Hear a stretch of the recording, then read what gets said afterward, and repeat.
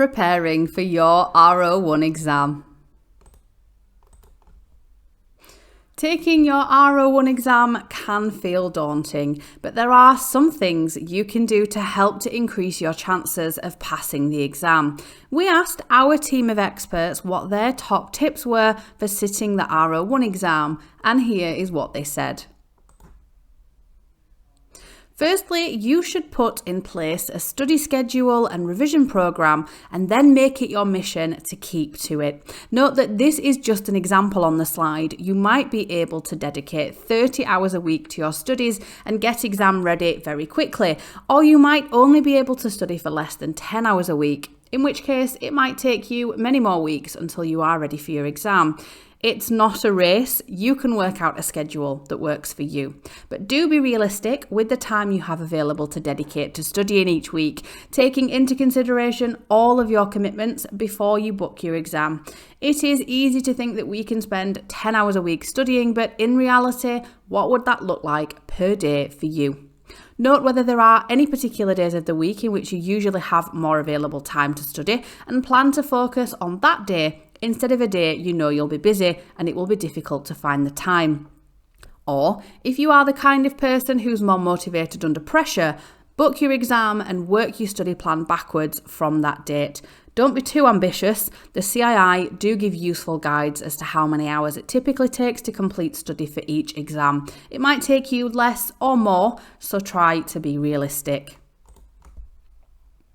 If you are short of time, ensure your study is relevant to the number of questions from each learning outcome.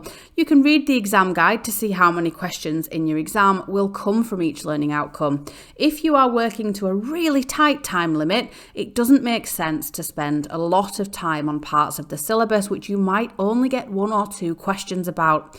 You should still include these in your study, but don't dedicate a whole week to a learning outcome that forms a very small part of the overall syllabus unless you have the time.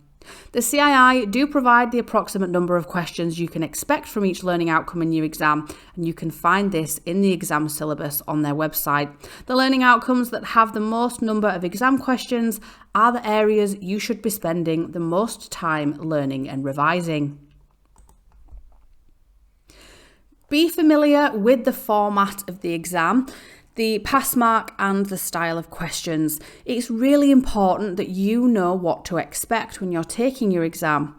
Knowing how long you'll have to answer the questions is crucial for your exam technique because you need to know that you can answer the questions within the time you have available. The R01 exam is 2 hours and has 100 multiple choice questions. This can be taken either remotely from your home or office or at your local CII testing centre if that's your preference. It might not be possible for all people to be able to guarantee they won't have any interruptions when taking the exam at home, so in that case, it's best to visit your local test centre.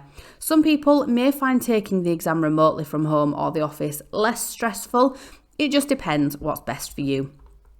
The pass mark is obviously important, and the pass mark for R01 is 65%, which means 65 correct answers out of the 100 questions. Knowing this style of questions will really help you to know what to expect. For example, there are both multiple choice and multiple response questions within this exam, and multiple response questions are especially important to practice because you only get the mark for that question if you select all of the correct answers. You can find some more information, including the latest pass rates, on the Brand Financial Training website. Read the question very carefully. Look out for words such as must and always. These are often the distractors. The CII will also add in some extra information into the question sometimes, which isn't relevant to what's being asked, but it is designed to make you think twice. Look out for only the relevant information, and also consider when a question asks something like, which of the following is most important? All of the answers may be relevant, but one will be the most important, therefore that's the right answer. Practice and practice, especially the multiple response questions. These can be tricky as, unlike the standard multiple choice questions, more than one of the answer options will be correct. The key point to remember with multiple response questions is that at least 2 of the options are correct, and most of the time it is just 2, but sometimes, like in this example, 3 of the answers are correct. You must select all that apply correctly to get the mark for that question. Start by ruling out the red herring. There will always be one obviously wrong answer. Brand Financial Training provide e-mocks, which are online practice versions for you to take before your exam. Questions are designed to mirror what you might face in the exam, including the multiple response questions, so are a great option for practicing in preparation for your exam day. You can take either a full mock exam or smaller quick tests to check your progress, and these are available on our website. Sit a mock exam under exam conditions. You need to be sure that you can complete the full exam in the time you'll have. From this, you'll also be able to see any areas of weakness, and this will give you the areas you need to go back to or focus last-minute revision on. So sit in a quiet room without distractions, leave your phone behind and set a timer. Don't look up the answers, just work through the questions as you will on the day of your exam. As mentioned, you can access mock exams through companies such as Brand Financial Training. We offer online mock exams so you can practice how this will feel on the day with questions designed to mirror the exam, but we also offer PDF versions of mock exams if you prefer to practice using a pen and paper instead of sitting at the computer. After you sit a mock exam, take note of the questions you got wrong. Understand what the correct answer was and use that to focus your final stages of exam preparations. Brand Financial Training provide answer rationale for all mock exam questions to help you understand why the correct answer is correct and which chapter in the study text you can refer back to. If you chose to sit your exam at home, ensure you are familiar with the remote examining system before you sit your exam. Have a practice beforehand. It will help with nerves about using the system. The advantage of using the PSI remote proctoring software is you can book your exams 24/7, but there are some extra steps involved compared to taking an exam in a CII test centre. For example, you'll be asked to test things like your internet connection and the quality of your camera and microphone.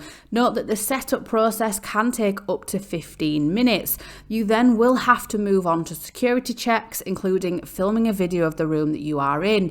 You then have to wait for the examiner to start the exam. This can happen instantly, or it might take up to 30 minutes.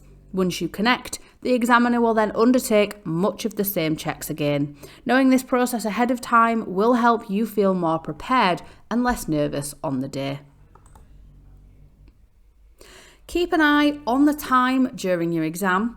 The exam system allows you to flag questions and go back to them. So flag anything that you're not sure about and get to a question you know will give you the confidence, but then don't forget to go back to the flagged questions. You might come across a question in your exam that you just don't know the answer to. If that's the case, don't spend 10 minutes working out what you think the correct answer might be. Just flag it and move on. You will hopefully have time to come back to this question at the end, but if you don't, it isn't worth wasting 10 minutes on one question that you'd be guessing the answer for anyway. You might end up running out of time and not being able to answer the last few questions that you did know the answer to. Thank you so much for joining us today, and we hope you found it useful. You can find more tips in our How to Pass guide by visiting our website and navigating to your exam page. This is a PDF document which includes lots of useful hints and tips for passing your exam and can be found on our website. Good luck with your exam, and do let us know how you get on.